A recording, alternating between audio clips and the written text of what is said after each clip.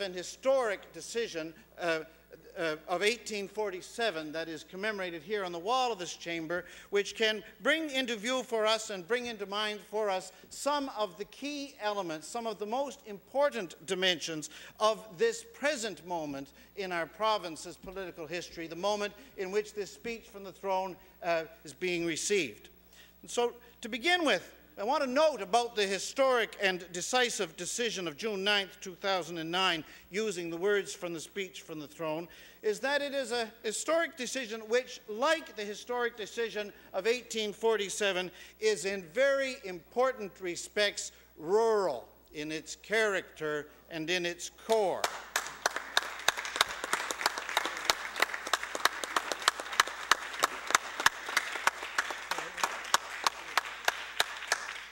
We may put this just this simply, that as we look down across this extraordinary row of new government members representing such areas as Eastern Shore and Lunenburg West and Guysborough, Sheet Harbour and Colchester, Muquodoboit Valley, we can come to the important and inescapable conclusion that you can put just this simply, that on the 9th of June 2009 in Nova Scotia, something new happened.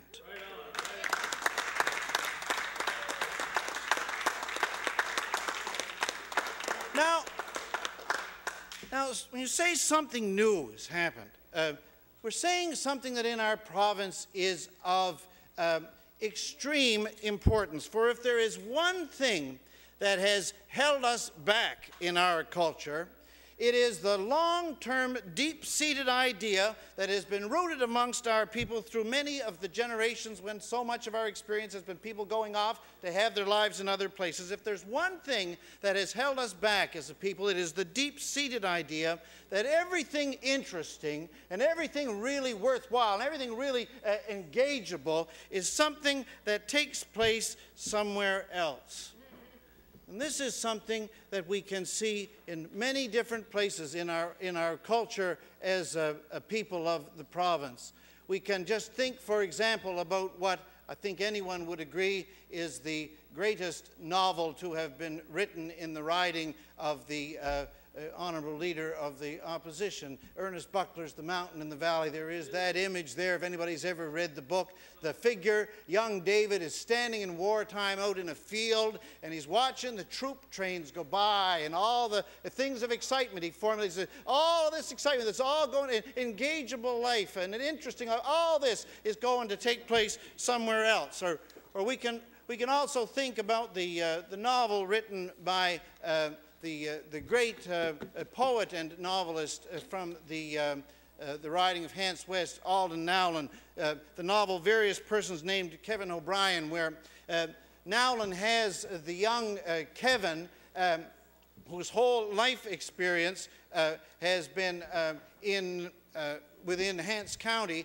has him visited by somebody from central Canada who asks Kevin if he's ever been anywhere else. And Kevin acknowledges that his life experience has been defined and circumscribed by rural Nova Scotia, and Nowlan depicts how for him to say this within our culture is to admit something that has a character of acknowledging a failure or a defeat. And so it is no small matter to say of this present moment in Nova Scotia, and importantly rural Nova Scotia, that something new has happened, and it has happened here.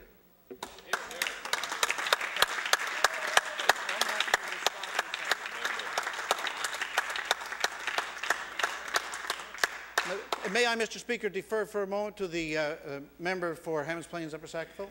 Thank you, Honourable Member, for... Thank you. The Chair recognizes the Honourable Member for Hammonds Plains Upper Sackville on an introduction.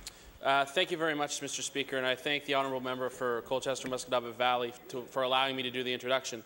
I do want to introduce to the House a member of the Young New Democrats, Lauren Mills, and she's actually from the riding of the Minister of Transportation and Infrastructure Renewal, Halifax Citadel, Sable Island. Hey. Oh, yeah, I think she was a John A. graduate, but everyone in the House, give her a warm welcome.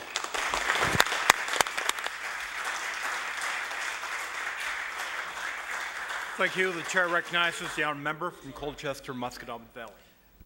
Thank you, Mr. Speaker. While I'm thinking along these lines about the rural character of this new moment in our history and how it parallels the rural character of this great moment in our political history of the 19th century, I want to also take a moment to acknowledge the quality of the rural representation which has been the case in the riding that I represent. I want to acknowledge the considerable contributions of my predecessor in this position, Brooke Taylor.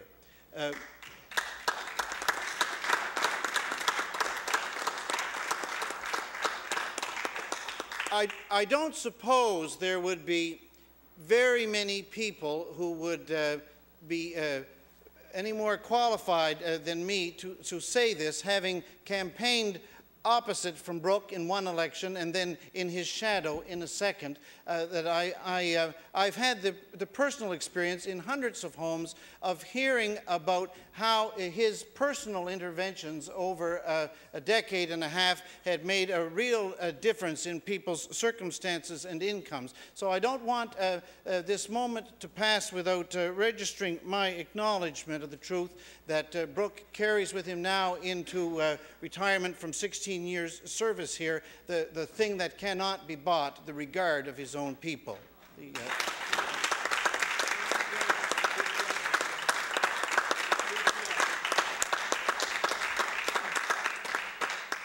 Now, secondly, this present moment in which the speech from the throne has been received has in common with the moment that is commemorated here on the wall of the chamber, that it is egalitarian in its nature. Howe, that is, and his colleagues, they were not seeking to bring about some minor little adjustment or amendment in Nova Scotia. They were seeking to make a fundamental alteration in the imbalance of power in the province between the elites and the majority of the people in Nova Scotia. And similarly, the people of Nova Scotia have not now, in choosing the NDP over the previous government, they have not voted simply or exclusively or only to replace the previous confusion with an administration more competent. More